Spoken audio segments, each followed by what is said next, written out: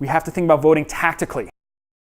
Maybe your neighbor, solid Democrat, so you don't need to bother them. But your neighbor has 2 twin boys that are 16. They'll be 18 in a couple years and ready to vote.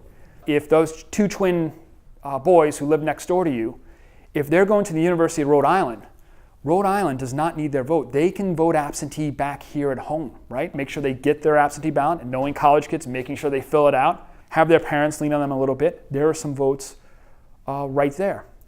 You may think about the soft Trump voter if you want, and if they tell you, what's bugging me? Those lousy liberals won't give Donald Trump a chance. Well, now you have your answer. We'll move on, right? They're still your friend, but we'll move on. If they say, even watching Fox, this Russia stuff is weird. There's your hook, right? I'm not saying we should start picking arguments. I think we can, because one thing we do know is that those who did vote for Trump probably are going to give him and Zeldin a lot of rope before they turn on him. I think there's enough fish in the pond with folks who didn't vote who probably lean our way. We can start there.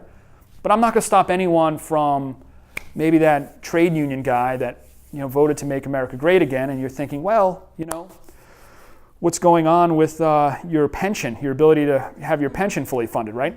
Again, we'll go visit those guys at the end of the year and see how they're thinking, right? But right now, those who didn't vote in your networks, and just start thinking broadly about those who you have some sort of conversational relationship with, where you can approach them and just ask, how are you doing?